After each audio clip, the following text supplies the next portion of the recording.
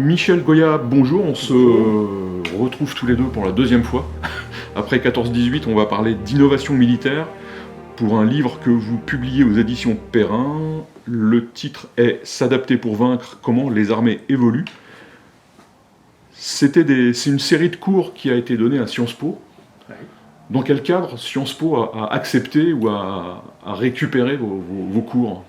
Eh bien, ce qui était intéressant pour eux, c'était de voir comment des organisations, des grandes organisations militaires, pouvaient effectivement évoluer, pouvaient s'adapter, innover, se transformer. Ce sont les organisations militaires sont pratiquement tout inventées en termes de management moderne. On en parlera peut-être avec l'armée prussienne, c'est la première technostructure moderne. Et donc, voilà, en réalité, les armées ont pratiquement tout inventé en termes de gestion, en termes de management et en termes de gestion des innovations, parce qu'elles sont bien évidemment toujours forcées d'innover. Ce sont les organisations qui sont le plus forcées à se transformer et à s'adapter et donc à innover. Dans ce livre, il y a 7 exemples. On part de l'armée prussienne jusqu'à l'US Army et les guerres qu'elle mène en Afghanistan. Oui. On a 150 ans, un peu moins de 200 ans d'histoire militaire. Comment on peut définir l'innovation militaire pendant cette période ? L'innovation militaire, d'une manière générale, c'est un moyen technique ou non, et on va insister là-dessus, on se concentre beaucoup sur les aspects l'innovation, on l'associe beaucoup à des équipements, des techniques nouvelles, alors qu'en réalité 80% des innovations ne sont absolument pas techniques, mais ce sont des moyens, des méthodes nouvelles, des organisations nouvelles, des façons de voir les choses différentes qui permettent à une armée d'être plus efficace dans son combat face à une autre organisation qui est soumise d'ailleurs aux mêmes contraintes. Oui, c'est même un processus surtout intellectuel, puisqu'en 70, vous dites, ou on a pu dire à l'époque que la France avait perdu une bataille intellectuelle. Intellectuelle, oui, bien sûr. Sachant qu'à partir de la révolution industrielle, et c'est pour ça que je fais commencer mes exemples avec l'armée prussienne, les choses changent vite. C'est-à-dire que la notion de changement elle devient quelque chose d'important pour les sociétés d'une manière générale, pour les armées en particulier. Tout change. La démographie évolue en Europe, les techniques nouvelles apparaissent tout le temps. Et donc, on est obligé, au cours d'une même vie, à se remettre en cause quand on fait un métier, parce que ce métier va évoluer. Et pour la chose militaire, c'est pareil. C'est-à-dire que pour la première fois, on ne va pas faire forcément toute une carrière avec les mêmes équipements, les mêmes méthodes, les mêmes façons de faire. En milieu de carrière, où pratiquement presque tous les 10, 15 ans, 20 ans, il faut complètement changer son approche, changer ses méthodes, changer les règlements de fin 19e. Ils changent en moyenne en France tous les règlements de doctrine, de l'infanterie, de la cavalerie, le règlement de doctrine générale, etc. Ils changent en moyenne tous les 12 ans, 12-15 ans. Et donc il faut se remettre en cause. Et c'est ça, je fais commencer donc ces exemples avec cette notion de changement. Il faut s'adapter désormais, il faut s'adapter en permanence, y compris d'ailleurs en temps de paix. Et ce qui est fascinant dans l'exemple prussien, c'est donc qu'ils battent la France en 70. Oui. Pourtant, l'armée française est très expérimentée. Elle s'est battue au Mexique, en Crimée, en Italie, en Algérie. L'armée prussienne l'est beaucoup moins, mais avec cette évolution intellectuelle, oui, elle balaye la France complètement. Complètement, et alors ça aussi c'est effectivement très intéressant, mais c'est aussi parce que les Prussiens, et l'état-major prussien, est le premier véritablement à prendre justement en compte cette notion de changement. En partie d'ailleurs parce que c'est une armée de mobilisation, de réservistes. C'est la seule qui reste dans ce cadre après les guerres napoléoniennes, parce que c'est un petit pays. Et donc ils sont obligés de mettre en œuvre une armée de mobilisation. Donc il y a beaucoup de réservistes. Mais pour organiser la mobilisation, il faut des gens, ça se planifie, ça s'organise. C'est réunir des centaines de milliers d'hommes au même endroit, les équiper, des chevaux, enfin bon. Tout ça, c'est une procédure assez complexe. Et donc, on a de vrais techniciens de la mobilisation. Et puis, ces gens-là se rendent compte que d'abord, effectivement, les choses changent. On a déjà parlé, il y a des choses qui arrivent, le chemin de fer, par exemple, le télégraphe. C'est des choses qu'il faut prendre en compte dans tous ces plans de mobilisation. La population augmente, etc. Et puis, ils se rendent compte aussi que, effectivement, ils ne font pas la guerre. Contrairement à l'armée française, qui, elle, accumule les grandes opérations et qui apprend la guerre en la faisant. Et donc se pose aussi ce deuxième problème, c'est comment apprend-on à faire la guerre sans la faire. C'est Henri Poincaré qui disait la guerre est une expérience dont l'expérience ne peut pas se faire. C'est-à-dire que voilà, comment fait-on pour en temps de paix pour apprendre à faire la guerre. Les Prussiens tourne le problème en imitant en réalité les méthodes des sciences expérimentales qui se développent à ce moment-là. Ils disent voilà, il faut partir, pour apprendre des choses, il faut partir de faits, d'expériences, tout simplement. Alors l'expérience, ça peut être concrète, c'est qu'on fait la guerre soi-même, on accumule l'expérience, et si on ne la fait pas soi-même, on va en faire de la simulation. Et donc ce sont eux qui mettent en place toute une sorte de front de guerre virtuelle, avec des grandes manœuvres, avec des jeux de guerre. Les fameux bacs à sable. Oui, ou les Kriegspiel. Et puis ils commencent à regarder ce qui se passe ailleurs. Ils étudient aussi l'histoire, donc ils collectent un certain nombre de faits qui leur permet d'établir une doctrine. C'est-à-dire au bout d'un moment, on l'établit comme dans une méthode scientifique, on établit des hypothèses, on les confronte à des tests, et puis voilà, si ça marche, on se dit voilà, là ce sera la doctrine, voilà comment il faut faire. Avec cette particularité que dans ce monde changeant, cette doctrine, il faudra régulièrement la modifier. Et donc ils mettent en place effectivement des méthodes qui sont rationnelles et qui finalement se retrouvent mieux organisées que l'armée française, qui elle a accumulé beaucoup d'expérience, mais qui au bout du compte n'a pas accumulé, je dirais, la bonne expérience. Tactiquement, les Français sont très bons.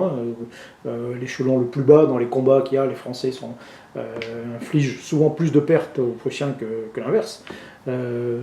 Mais au niveau le plus élevé, les généraux français ne savent pas organiser des grandes opérations parce qu'ils n'ont jamais fait.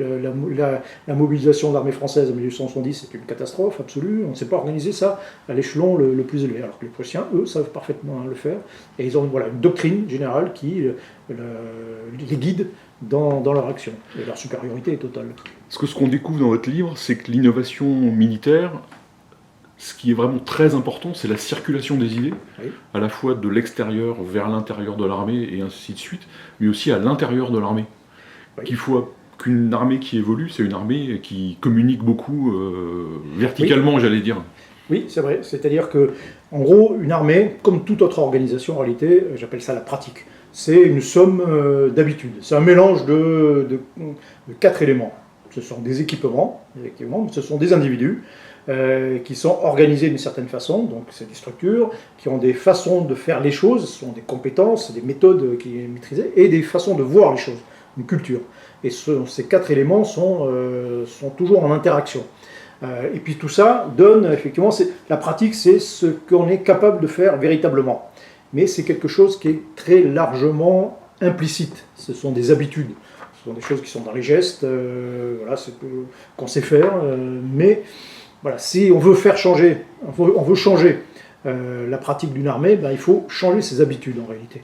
Donc il faut détruire des habitudes et les remplacer par d'autres. Mais pour ça, encore faut-il savoir véritablement ce que l'on fait, voilà, voir ce qui pêche, ce qui est plus adapté à la situation, voir ce qui pourrait être fait, et donc ça passe forcément par une phase d'explicitation, c'est-à-dire un endroit où on parle.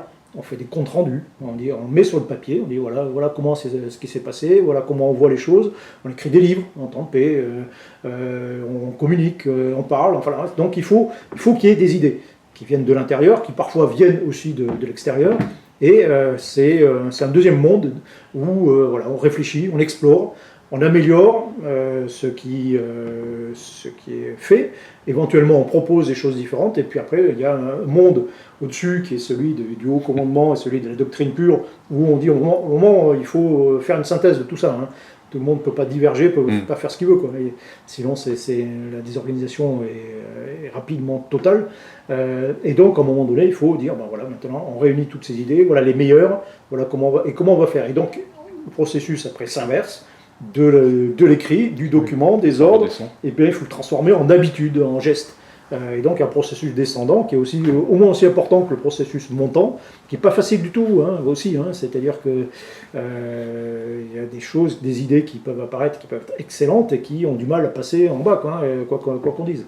Et au bout du compte, le processus est terminé lorsque, en bas, on a accepté, appris les nouvelles procédures, les nouvelles méthodes. Donc c'est un processus circulaire dont le moteur peut être soit en haut, soit en bas.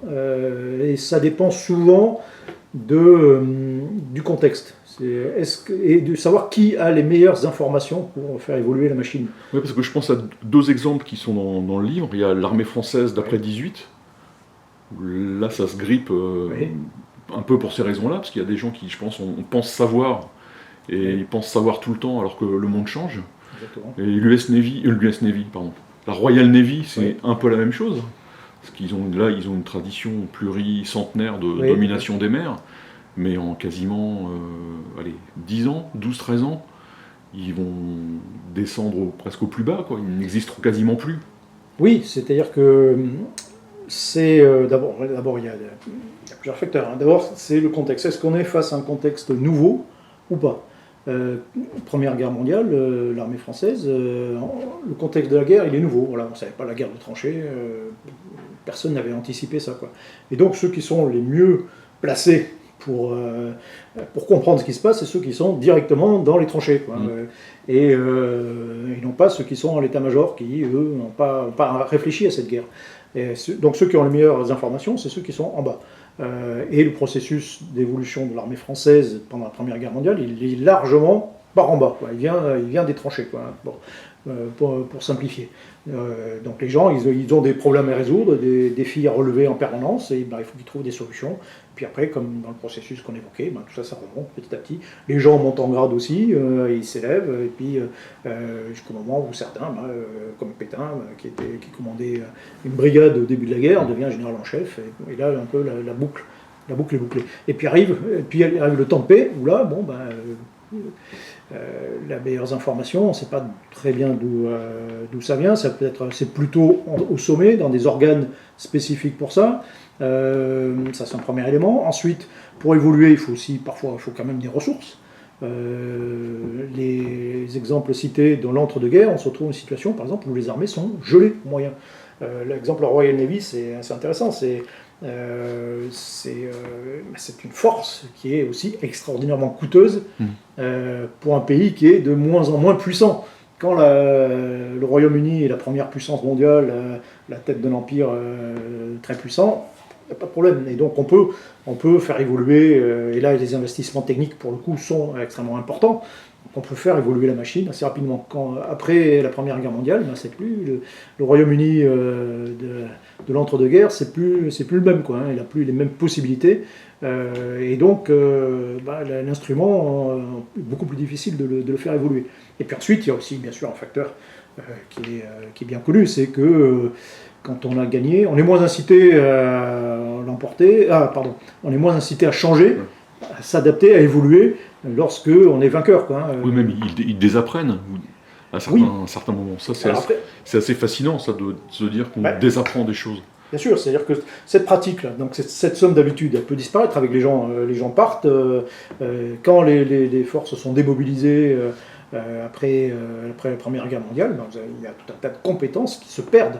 Et c'est d'ailleurs un des problèmes de l'armée française, c'est-à-dire qu'elle a une doctrine qui est assez complexe à mettre en œuvre, qui ne va pas beaucoup évoluer, mais encore une fois, pour la mettre en œuvre, il faut énormément de compétences. Et ces compétences disparaissent aussi avec le temps. Et donc on a une doctrine qui est décalée avec les compétences. En 1918, on est capable de monter une opération qui engage le volume de l'armée française, de l'armée de terre française actuelle. On est capable de monter une opération en 2 semaines, par exemple. 2 ans plus tôt, par exemple, je pense à la bataille sur la Somme en 1918, donc il faut à peu près 2 semaines pour l'organiser. En 1916, il a fallu plusieurs mois pour organiser sensiblement la même chose. Après 1918, quelques années après, ça y est, on n'est plus capable de monter une organisation avec une telle sophistication, je dirais, en aussi peu de temps, quoi. Il faudrait à nouveau plusieurs mois. Et donc, voilà, ce capital, une armée, c'est un capital humain, un capital de compétences, il y a un turnover, et lorsque les gens s'en vont, ou pendant la guerre, lorsque les gens disparaissent, sont tués, blessés, etc., ce capital diminue. Un des problèmes de l'armée française, comme d'autres pendant la Première Guerre mondiale, notamment dans certaines armes, c'est très intéressant, on distinguait par exemple l'infanterie française, où les pertes sont très importantes, le turnover aussi est très important, les blessés s'en vont, il y a des gens qui quittent. L'infanterie française de 1918 n'est plus du tout celle de 1914. Bon. Les hommes ont changé aussi, c'est plus les mêmes, pratiquement. Et donc les compétences doivent évoluer, s'acquérir, enfin se réacquérir en permanence, un travail permanent. L'artillerie, par exemple, qui souffre beaucoup moins de pertes, elle arrive à maintenir ses compétences. À tel point qu'en 1918, lorsque à nouveau on sort des tranchées et à nouveau on combat de manière beaucoup plus mobile, les fantassins français sont un peu perdus, parce qu'ils ont perdu ces compétences. Les artilleurs, eux, retrouvent dans leur mémoire des manières de faire qu'ils avaient oubliées depuis 4 ans. Oui, puis la transmission de l'innovation, elle est peut-être plus simple dans l'artillerie, parce que c'est des maths, alors que peut-être dans les tranchées, ça prend plus de temps, j'imagine. Pas forcément, c'est-à-dire que alors cette transmission, elle se fait souvent par capillarité en réalité, c'est-à-dire que c'est le contact des anciens, et la grande force des armées de Première Guerre mondiale, de l'armée française, c'est ça, c'est que, on l'oublie souvent, c'est que derrière les tranchées, on met en place aussi tout un réseau d'écoles, de centres de formation. Jamais une organisation en France n'a évolué aussi vite que l'armée française de 1914 à 1918. C'est une transformation radicale. C'est un modèle même en la matière. Et ça, c'est possible parce que l'armée française apprend en permanence pendant cette guerre. Et donc, en permanence, soit les gens sont au front, soit en première ligne, soit ils sont en arrière, ils se reposent, soit ils apprennent. Donc ils passent leur temps à apprendre de nouveaux équipements, à utiliser des nouvelles armes, à trouver de nouvelles méthodes, etc., etc. Ils passent leur temps, il faudrait comptabiliser, mais un temps fou à apprendre pendant cette guerre. Oui, ils passent plus de temps à innover qu'à se battre. Oui, probablement. Autant ils passent plus de temps à apprendre qu'à se battre. Oui. Je voulais reparler du rythme de l'innovation. Parce que là aussi, on voit que les armées sont soumises, du fait des facteurs extérieurs, à des obligations de rebondir quelquefois au jour près. Ouais. Je pense au chapitre sur le Bomber Command, où là, les chefs alliés ont des idées très préconçues, très précises de ce que ça va occasionner à l'ennemi. Or, rien ne marche. C'est même catastrophique, parce que les équipages sont descendus, enfin, il y a des pertes extraordinaires. Et au fur et à mesure du temps, là, l'innovation, elle se fait vraiment quasiment au jour le jour. Ouais. Comment une organisation aussi grosse et aussi lourde que l'armée en général, c'est un peu l'image qu'on en a, peut s'adapter aussi vite? Alors oui, d'abord, effectivement, et c'est toujours le problème, temps de paix, temps de guerre, beaucoup de choses qu'on a imaginées un peu à l'arrière ou en temps de paix, des choses nouvelles, lorsqu'on les met en œuvre, on s'aperçoit qu'il y a souvent des tas de choses qu'on n'a pas. Ce sont des prototypes d'idées, une certaine façon de procédure, et lorsqu'on les met en œuvre, ça marche pas très bien, ou alors il y a un tas de problèmes qu'on n'a pas vus. Premier emploi des chars, que ce soit par les Britanniques ou les Français pendant la Première Guerre mondiale, c'est une catastrophe. Le premier emploi en masse des parachutistes par les Alliés en Sicile en 1943, c'est une catastrophe, etc. C'est souvent comme ça. Bon, c'est pas obligatoire, mais c'est quand même souvent comme ça, parce qu'il y a tas de choses qu'on n'a pas appris. Et puis après, effectivement, on fait évoluer tout ça très vite. Pendant la Première Guerre mondiale, dans l'armée française, on change de doctrine tous les ans, à peu près. À l'hiver, on réécrit tous les règlements et on se réadapte. En temps de paix, avant la Première Guerre mondiale, c'était tous les 12-15 ans. Donc on peut estimer que ça va à peu près 12 fois plus vite, pendant la guerre qu'avant, qu'en temps de paix. Parce que, bien évidemment, là aussi, il y a de très fortes incitations à évoluer. On est en confrontation. La guerre, c'est une dialectique, c'est antagoniste. Donc, c'est une incitation très forte à évoluer, d'autant plus que les enjeux sont très importants, que ce soit au niveau le plus bas, parce que là, on parle de la mort, la vie de la mort, et puis au niveau le plus élevé, puisqu'on parle de la vie et la mort des nations. Donc, il y a une très forte incitation, et donc, ça va très vite. Et en même temps, Ça pose beaucoup de problèmes. D'abord, il y a le problème effectivement arriver à trouver des idées très vite. Bon, ça on peut y arriver. Puis ensuite, il faut les assimiler aussi très vite. Encore une fois, hein, c'est une organisation, elle a besoin, une armée, elle a besoin aussi de stabilité, quoi. Si tous les jours on change de pratique, d'équipement, c'est très déstabilisant. Pendant que vous apprenez quelque chose de nouveau, et ça c'est un frein à l'innovation, hein, toujours ce processus descendant parfois qui bloque, parce que vous êtes plus faible, vous maîtrisez parfaitement un savoir-faire, vous maîtrisez parfaitement un équipement, et puis d'un seul coup on voit arriver quelque chose de nouveau, on dit voilà maintenant tu vas utiliser ça. D'accord, mais pendant le temps que j'apprenne à utiliser ça, je suis moins bon que le truc que je maîtrisais parfaitement, qu'avec l'équipement ou la méthode que je maîtrisais parfaitement auparavant. D'où parfois un certain nombre de réticences devant ces innovations, parce que là en plus, si vous êtes plus faible, vous vous mettez en danger. Et donc parfois, ça passe mal. Un exemple classique, c'est lorsque, à la fin de la Première Guerre mondiale, le général Pétain dit voilà, maintenant on va s'organiser défensivement en profondeur comme les Allemands. Première position, relativement peu de monde, parce qu'elle est de toute façon matraquée par l'artillerie. Et en revanche, quelques kilomètres derrière, là, on tient véritablement, on met le gros des forces, et là, on stoppe l'offensive allemande. Il y a beaucoup de gens qui refusent cette idée, quoi. Dire, attendez, on ne va pas abandonner plusieurs kilomètres de terrain français à l'ennemi, c'est pas possible. Non. Et donc, beaucoup s'obstinent à résister sur la première ligne de défense, même si c'est, au bout du compte, ça s'avère absurde, dangereux, les conséquences sont catastrophiques, mais voilà, il y a des idées qui peuvent paraître très intéressantes, mais qui ont du mal à passer un peu plus bas. Dans le cas de l'offensive, de la campagne de bombardement sur l'Allemagne, effectivement, les choses évoluent très vite. Il y a beaucoup d'innovations, notamment en termes d'électronique.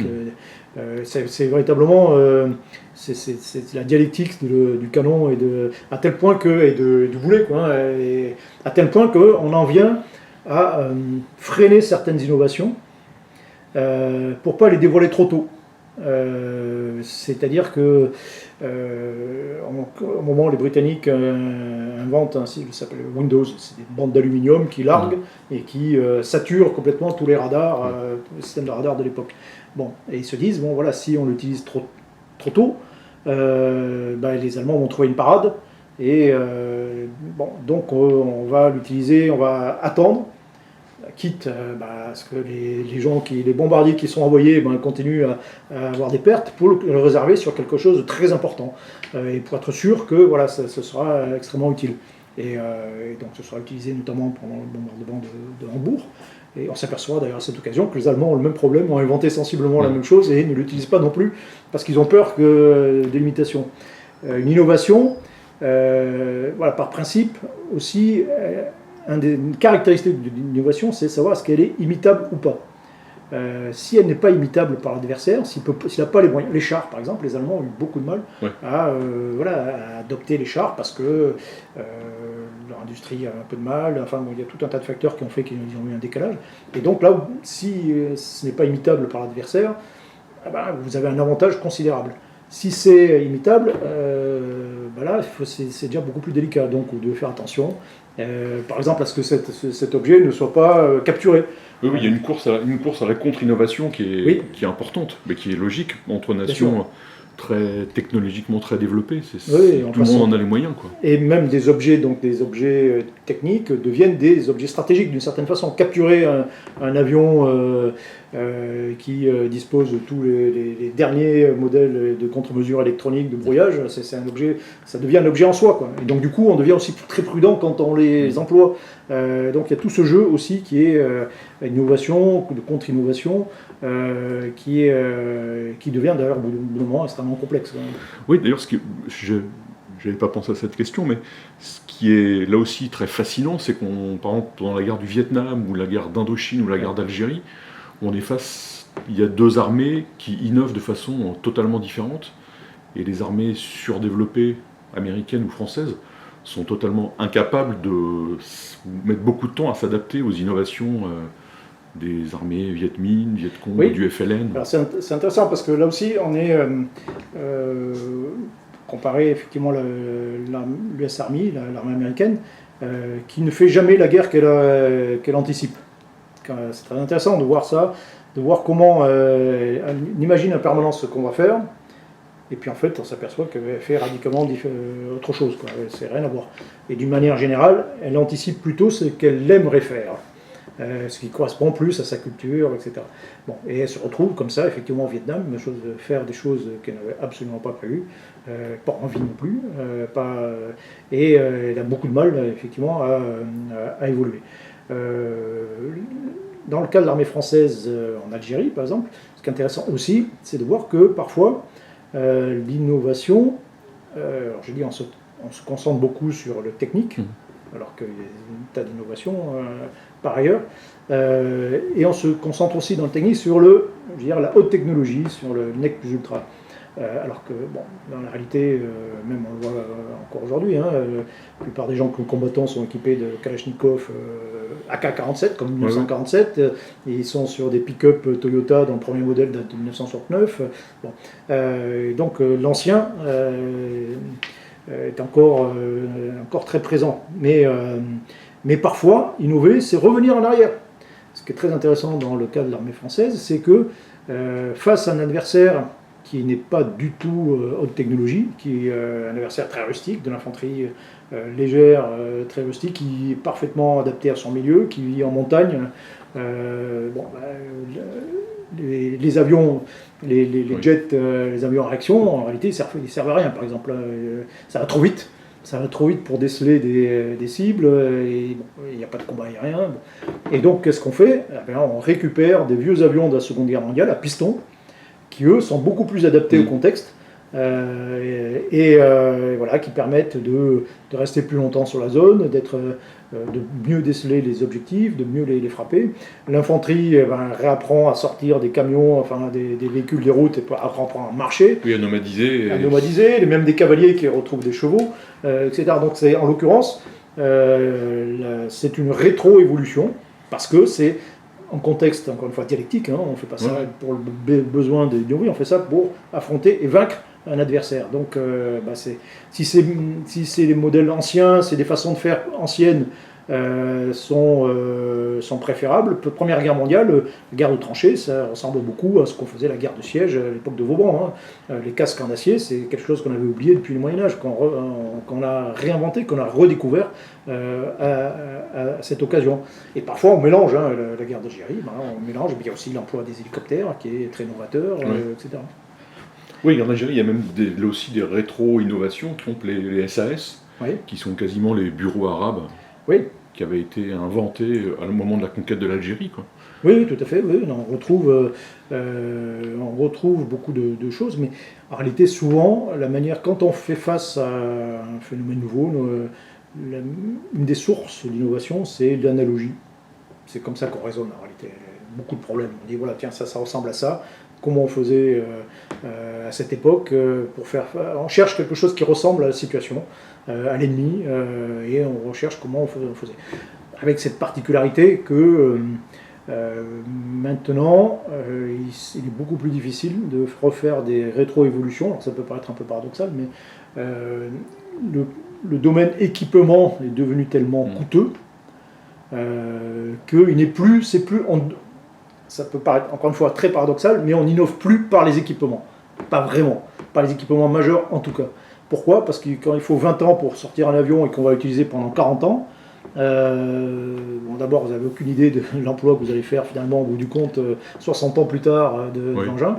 C'est pareil pour tout un tas d'engins. Donc c'est pas, en réalité ce qu'il va faire, c'est trouver d'autres utilisations. Il faudra bricoler, il faudra adapter tout ce que l'on a, et puis surtout ce sera le reste, il faudra agir différemment, s'organiser différemment, voir les choses différemment. Une des grandes innovations du XXe siècle militaire, c'est l'invention du chef de groupe d'un combat d'infanterie pendant la Première Guerre mondiale. C'est quoi? C'est juste c'est avant tout un changement de regard sur les sous-officiers. C'est-à-dire qu'on se dit finalement que ce jeune sergent d'une vingtaine d'années qui jusque-là servait surtout à faire appliquer les ordres, qu'on ne demandait pas de prendre de grandes décisions et d'organiser une manœuvre, on lui fait confiance, on dit tiens, on va te confier maintenant une petite cellule tactique qu'on va appeler le groupe de combat. une dizaine, une douzaine d'individus à ce moment-là. Et voilà. Et donc cette cellule tactique, tu prends des décisions, tu organises une manœuvre, une petite manœuvre. Et donc on change de regard sur les sous-officiers, et ça résout en réalité un problème que l'on avait depuis pratiquement 50 ans, de savoir comment on commande sous le feu moderne, sous les grandes distances du feu moderne.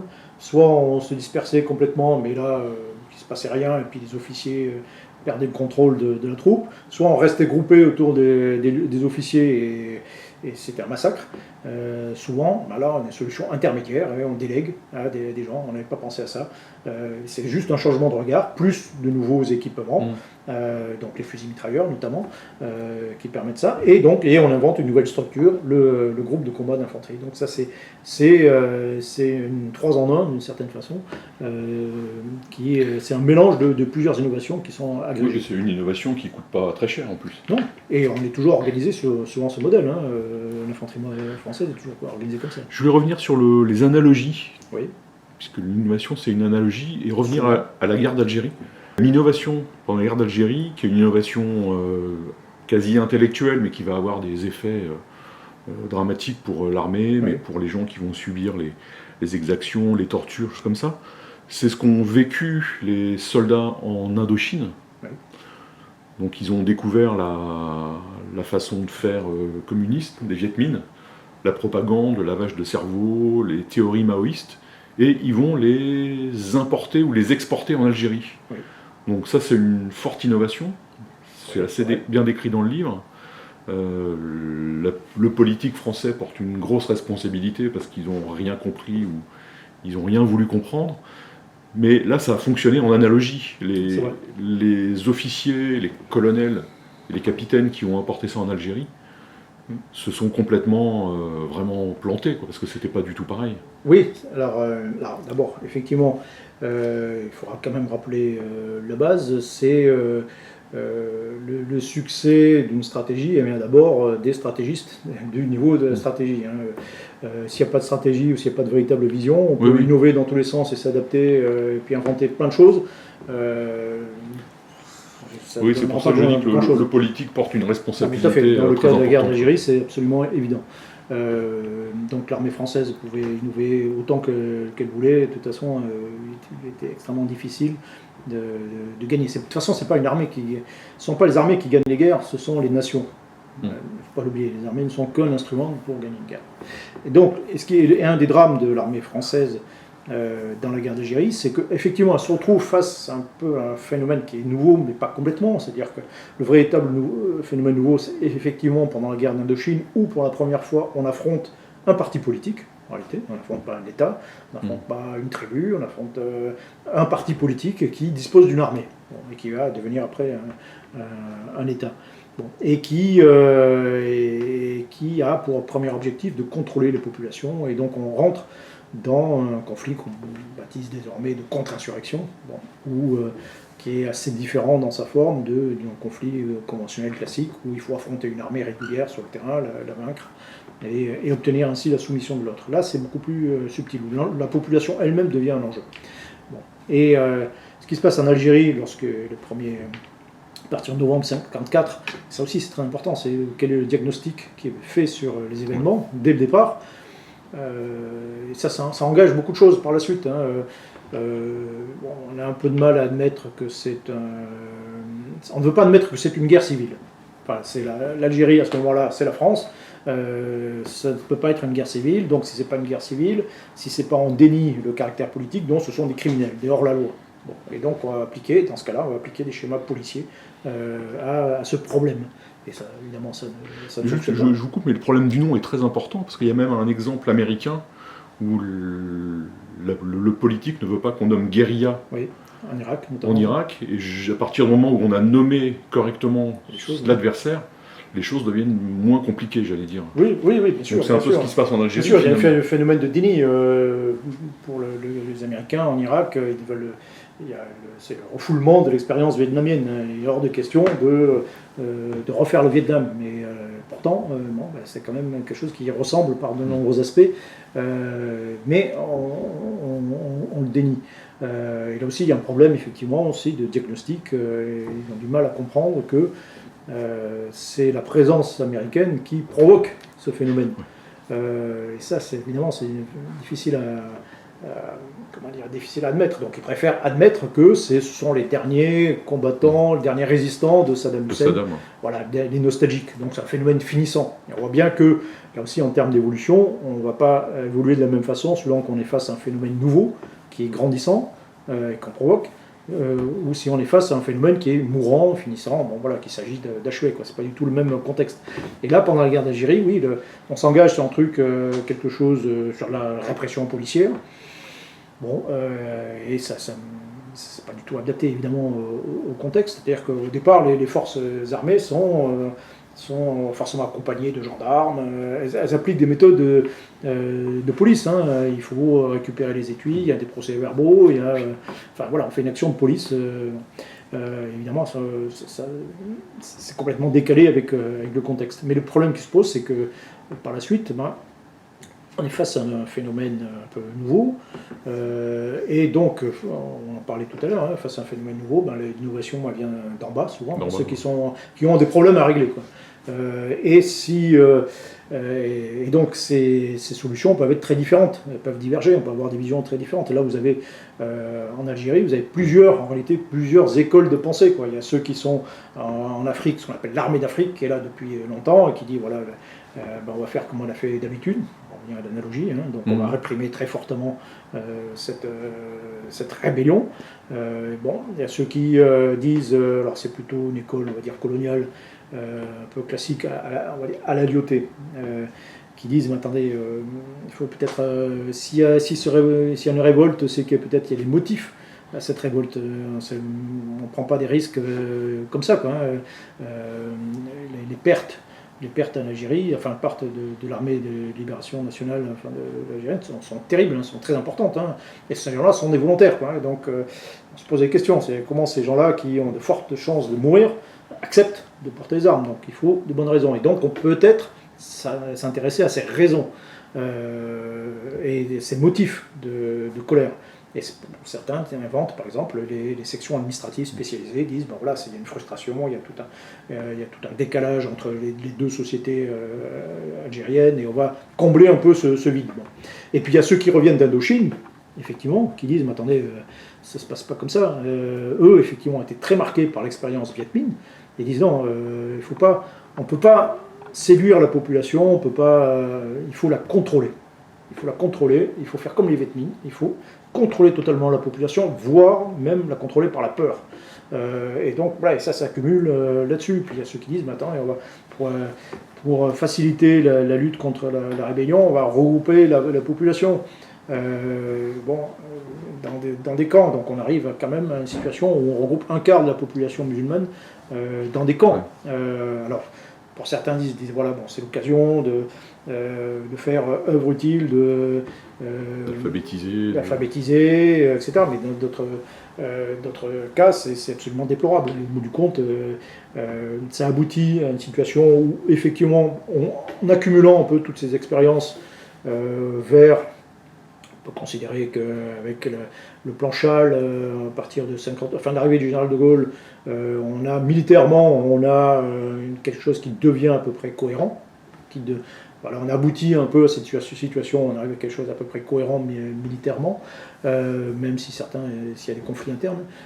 Mais en réalité, c'est devenu une machine qui tourne un peu à vide, parce que la guerre n'est plus gagnable à ce moment-là. Oui, parce que l'innovation, finalement, c'est le FLN qui l'amène, quoi. Oui, finalement c'est le FLN.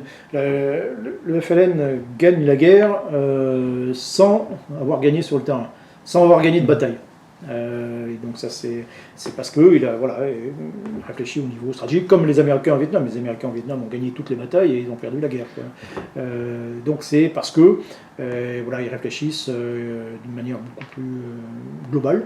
Le combat n'est pas simplement sur le terrain, il est aussi dans les esprits, il est auprès de la population, il est dans le champ diplomatique aussi, il est auprès de l'opinion publique française. C'est une première guerre où l'opinion publique devient un acteur important quand même de cette affaire. Oui, où l'opinion publique désavoue quasiment son armée, quoi.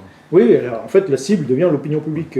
Voilà. Si à partir du moment où l'opinion publique française ne soutient plus cette guerre, c'est terminé. Quoi. Mais ce qui était intéressant dans le chapitre sur l'Algérie, parce que moi, personnellement, j'y avais jamais pensé à ça comme ça, mais ça m'a fait penser à 70, en fait.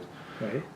C'est-à-dire que l'armée française est extrêmement puissante, technologiquement, elle est bien meilleure que le FLN, elle a plus d'expérience, même si elle a perdu en Indochine. Ouais. Mais c'est une défaite intellectuelle et c'est une défaite morale, c'est ça qui est terrible. Oui, alors après, c'est un vrai drame dont c'est pas encore complètement remis en réalité, hein, mais je prends l'exemple de la bataille d'Alger, donc c'est un épisode dans ce conflit où le FLN invente pratiquement le terrorisme moderne, urbain. Donc voilà, la fin de 1956, il y a des attaques tous les jours dans la ville d'Alger. Donc là aussi, phénomène nouveau. Comment fait-on pour faire face à ça?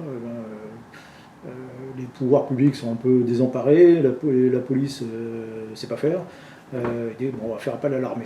Bon, okay, l'armée arrive, la division parachutiste arrive et effectivement résout le problème, mais le résout brutalement, quoi. Avec un emploi massif de la torture qui devient quelque chose qui est une méthode de faire qui n'est pas complètement généralisée. Il y a des tas d'unités qui refusent, par exemple, de torturer, mais qui devient d'un emploi banal. Alors, qui a des effets qu'on peut discuter d'ailleurs, même de leur efficacité, mais la bataille d'Alger, en tout cas, est effectivement gagnée. Le terrorisme est stoppé, mais c'est au prix le désastre en termes moral sera tel que, au bout du compte, c'est la guerre qui est quasiment perdue de cette époque. Ouais. En tout cas, c'était un chapitre intéressant sur ce thème de l'innovation, où il n'y a quasiment pas de technologie ou de haute technologie, qu'on est vraiment dans de l'humain, ce qu'il y a de plus profond dans la guerre, c'est-à-dire que la vie des hommes est... Oui, c'est... comment dire, le FLN, il n'y a aucune innovation technologique véritablement. Il y a l'armée française souvent revient effectivement, comme je disais, en arrière en la matière. Il y a un engagement humain qui est considérable, effectivement, en volume y compris. Il y a 450 000 soldats, au plus fort de l'engagement, il y a 450 000 soldats français qui seront en Algérie. Jamais on a concentrer autant de soldats pour essayer de contrôler une population. Il y a 8 millions de musulmans, la cible c'est ça. Il y a entre 1 et 2 millions les Européens. Et donc c'est une proportion énorme qu'on ne retrouvera jamais par la suite. Mais en même temps, pour avoir cette proportion, on engage par exemple des appelés. En Indochine, on a envoyé que des soldats professionnels. Ouais. Et donc cette fois-là, on engage des appelés. Bon. Quand les soldats, les officiers qui revenaient d'Indochine voient ça, ils disent super, très bien, ça veut dire que la France s'engage. Nous, en Indochine, on a l'impression d'être très loin, d'être oubliés de tout le monde, les soldats perdus. Là, on envoie les appelés, ça veut dire que voilà, la France va aller jusqu'au bout. Et en réalité, d'abord ça pose des tas de problèmes très concrets, c'est toute cette masse de gens, il faut les équiper, il faut les encadrer. S'il faut un encadrement, il faut les sous-officiers, il faut un tas de... Et ça, on a du mal à aller aussi vite que la mobilisation des forces. Et puis ensuite, on introduit, avec les appelés, on introduit beaucoup plus l'opinion publique. Ouais, il y a l'embuscade de Palestro, vous avez de mémoire une vingtaine de soldats français qui sont tués, des appelés. En soi, c'est quelque chose qui arrivait de manière assez régulière dans l'Indochine, et là, d'un seul coup, ça devient un événement. On rajoute là-dessus un autre élément important, c'est les médias, les journaux, qui deviennent eux aussi un acteur important des guerres. Ça, c'est un phénomène nouveau. Et donc, c'est cet ensemble sur lequel le FLN va jouer beaucoup plus habilement que les Français, qui fait qu'au bout du compte, on peut s'échiner à crapahuter dans le Djebel, à traquer toutes les bandes que l'on a. On arrivera d'ailleurs, contrairement à la légende, on n'arrivera pas véritablement à détruire complètement l'armée de libération nationale à l'intérieur du territoire, mais au bout du compte, ça ne servait plus à rien. pour finir, parce qu'on s'est déjà dit pas mal de choses, je voulais revenir sur la Première Guerre mondiale, parce qu'il y a des innovations, c'est pas drôle, mais des innovations qui vont être amenées à prendre une proportion énorme. Ouais. Et pendant la Première Guerre mondiale, on innove, on essaye, on tâtonne. Quelques mois avant le début de la guerre, même vous racontez que les penseurs militaires n'en parlent même pas. Je pense au télégraphe, à l'avion. Oui, c'est vrai. Oui.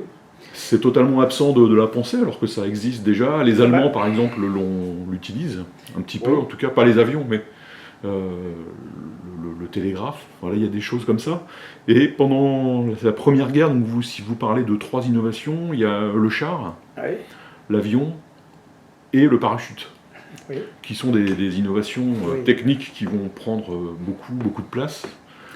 Mais on tâtonne et il y a des innovations comme ça qui ont des destins étonnants.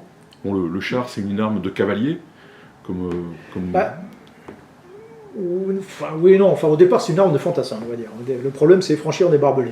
Franchir un barbelé pour attaquer des mitrailleuses. Mais ce qui est intéressant, c'est que ce ne sont pas des fantassins qui réfléchissent à ça. Parce qu'ils n'ont pas la formation technique globalement, ils ne le voient pas. En France, c'est le colonel Estienne qui est un artilleur, qui est polytechnicien, qui a une formation technique, qui voit qu'on peut faire des choses avec ça, et qui invente le char. Mais au départ, les chars de l'époque, ils vont à 4 km/h, et au bout d'une journée, on ne peut plus les utiliser. Donc ce sont des armes de choc. Mais le vrai changement pendant la Première Guerre mondiale, c'est l'emploi de la 3e dimension. Effectivement. C'est-à-dire qu'on fait rentrer complètement la 3e dimension, l'air, dans la guerre. Il y avait quelques dirigeables, il y avait quelques avions juste avant. L'avion, contrairement à une idée reçue, est adopté très vite par les armées. Il se passe moins de 10 ans entre le premier vol des Firewright, qui ressemble à peu près à un vol aérien, et le moment où il y a des armées de l'air dans pratiquement toutes les grandes armées. Donc c'est extrêmement rapide. On oublie souvent, mais une des grandes innovations, notamment dans cette guerre, c'est l'artillerie lourde. Être capable d'envoyer un obus à plusieurs dizaines de kilomètres relativement précisément, on ne pensait pas que ce soit capable, que ce soit possible avant la guerre. Bon. Et ce qui se passe aussi, vous l'avez évoqué, c'est que les armées, elles ont leurs ressources dans les sociétés, dans les nations. Au début, on va dire autrement, on imagine souvent la période actuelle comme une grande période d'innovation, de changement. En réalité, pas tant que ça. Regardez autour de vous, regardez les voitures, globalement, c'est des systèmes assez anciens. Si on revient dans le passé, on voit comment on imaginait 2019 il y a 30 ans, on serait très, très déçu. En revanche, il y a la période qui va par exemple de la fin du 19e au début du 20e, de 1880 à 1920, on va dire, c'est une période de bouillonnement considérable, techniquement, pas que, dans la société aussi, l'évolution de la presse par exemple, ça a beaucoup d'influence, mais d'un point de vue technique, il y a les avions, le télégraphe, la télégraphie sans fil, c'est phénoménal ça. On va sous l'eau, on invente plein de choses, la motorisation, le moteur à explosion, etc. Ça va tellement vite que là aussi, il faut en parler ça, il faut avoir une capacité à absorber tout ça, il faut voir. Et ce qui je trouvais très intéressant dans la littérature militaire d'avant-guerre, c'est que, notamment ceux qui sont à l'école des guerres, n'en parlent effectivement jamais. On parle très peu quand on regarde sur quoi l'auteur très influent de l'époque, c'est le colonel de Grand Maison en France, et qui fait de grandes conférences à Paris, il ne parle jamais effectivement, danger à moteur. Bon, pourtant, c'est quelqu'un de très brillant, mais simplement, ça va très vite. Le temps où il passe le temps qu'il passe à l'école de guerre, à l'école supérieure de guerre, en fait, il n'est pas sur le terrain, il voit pas ce qui se passe. Ça va très vite. Et ça aussi, c'est un des problèmes. Comment on fait et les armées doivent observer leur ennemi, actuel ou potentiel, mais elles doivent aussi regarder les sociétés dans lesquelles elles sont. C'est comme une plante. Une plante, elle est orientée vers le soleil, mais elle a des racines dans le sol. Les racines d'une armée, c'est la société. Donc il faut aussi regarder ce qui se passe dans la société, parce que les ressources viennent. L'armée est un instrument d'une nation, et les ressources viennent de la société. ressources humaines, ressources techniques, etc. Et ça aussi, c'est un vrai problème. Donc soit, si on est trop orienté vers son métier, vers le combat, vers l'affrontement avec l'ennemi, peut-être qu'on se décale de cette société. Et un des apports, dans la plupart des exemples que je cite, ce qui est très intéressant, par exemple, c'est l'apport des civils. C'est-à-dire que quand on se mobilise, on fait intervenir des réservistes, donc qui arrivent massivement dans les armées, ben ils arrivent avec leur vision, les civils, avec leurs compétences. Et ce sont les pompiers les pompiers de New York qui sont mobilisés dans l'US Navy pendant la Seconde Guerre mondiale, transforment complètement toutes les procédures incendie de la marine américaine, parce qu'ils sont beaucoup plus en pointe dans la matière que la marine. Dans l'armée française, le premier emploi de l'engin chenillé, c'est un propriétaire agricole en Tunisie qui a des tracteurs. Il a des tracteurs à chenilles pour aller sur le sable. Bon, ben, il est mobilisé dans l'artillerie, il voit des chevaux qui tirent des canons lourds dans les Vosges, et il dit ben, attendez, avec mes tracteurs, ce serait beaucoup plus facile. Et donc il reçoit une permission, et puis il va chercher ses tracteurs en Tunisie, ils les amènent. Voilà, mais donc on a plein de gens qui arrivent avec des compétences particulières et qui aussi participent très largement à cette adaptation, à l'évolution des armes. Est-ce qu'on peut finir sur l'histoire du parachute ? Oui, ah oui. Parce que ça, c'est une histoire... Bah, le parachute, c'est assez significatif. C'est-à-dire que une innovation, en réalité une innovation, c'est une invention qui réussit. Bon. On peut comparer ça au Scrabble, au jeu de Scrabble. Voilà, on a des lettres. On peut avoir, c'est combien ? C'est 8 lettres, je crois, le max. 8 ou 7, 7 ou 8. Ouais, je sais plus. Bon, et donc on a un Scrabble. Ça, c'est l'invention. On a une super idée, un truc. Mais le problème, c'est qu'après, il faut la mettre sur La lettre compte triple. Oui, il faut connecter avec quelque chose qui existe déjà, quoi. Et le problème, c'est que c'est parfois pas facile, quoi. Donc il faut le connecter dans la pratique. Voilà. Et parfois on bidouille, donc on s'adapte. Bon. Et l'exemple du parachute est intéressant, c'est-à-dire que lorsque on commence à mettre en place les premiers parachutes, alors là aussi c'est un modèle assez lourd, c'est un peu, il faut voir, hein, c'est pas comment dire, forcément très sécurisant quand on les voit. Mais quand on introduit ça donc, dans la pratique, je le rappelle, c'est effectivement c'est un équipement qui apparaît, mais c'est des méthodes, c'est des compétences. C'est des méthodes et des compétences, c'est des structures et c'est des façons de voir les choses. Et quand on voit les gens voient apparaître le parachute, ils se disent attendez, on met ça le pilote, il est tout seul dans son avion, il a un parachute. Un parachute, c'est un moyen pour s'échapper d'une certaine façon, donc il peut s'échapper facilement. Donc ce truc, ça va favoriser en fait la lâcheté au combat. Donc pas très chaud globalement pour adopter cette affaire. Et puis bon, au bout d'un moment, à force de perdre des pilotes, on se dit bon, on va quand même essayer. Et effectivement, on s'aperçoit qu'il n'y a pas plus de fuite qu'avant, et qu'effectivement on peut s'en servir pour utiliser les pilotes. Et puis là, donc le parachute est sur le plateau de jeu, quoi, d'une certaine façon. Donc là, on le voit. Et au bout d'un moment, on se dit tiens, finalement, on peut faire d'autres choses avec ça, quoi. On peut faire du ravitaillement par air. Donc, dès 1918, on ravitaille par air, on largue des choses aux unités qui sont en avant, qui sont isolées. On largue des munitions, on largue des rations alimentaires. Donc, ça, on le fait à la fin de la guerre, on le fait assez régulièrement. Puis, on se dit tiens, on pourrait peut-être larguer aussi accrocher un bonhomme. Accrocher un bonhomme, non, c'est pas seulement pour le sauver, mais pour attaquer directement, quoi. Et donc on commence à larguer, alors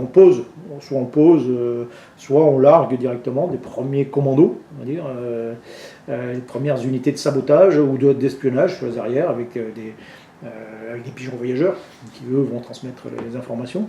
Et il y a même un projet d'ailleurs de l'américain Mitchell de larguer directement une brigade complète sur la ville de Metz.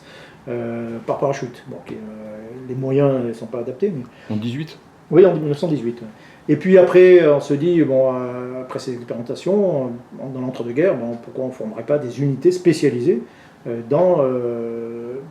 par air, par l'assaut, on appelle ça l'assaut vertical, l'assaut par air. Les soviétiques en particulier développent les premiers ce type d'unités.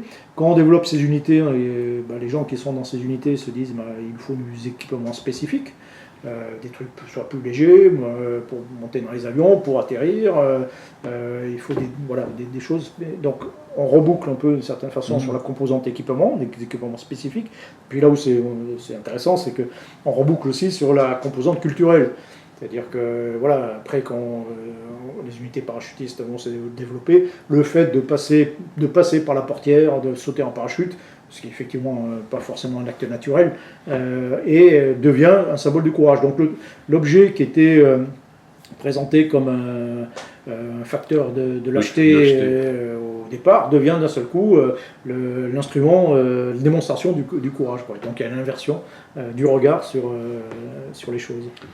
C'est un bel exemple d'innovation à la fois culturelle et technologique. Oui, dans tous les champs, oui. Je crois qu'on s'est presque tout dit en fait. En tout cas, vous avez répondu à toutes les questions que je voulais vous poser. Et je vous remercie. Et il faut surtout acheter votre bouquin pour en savoir beaucoup plus. Voilà. Oui, merci.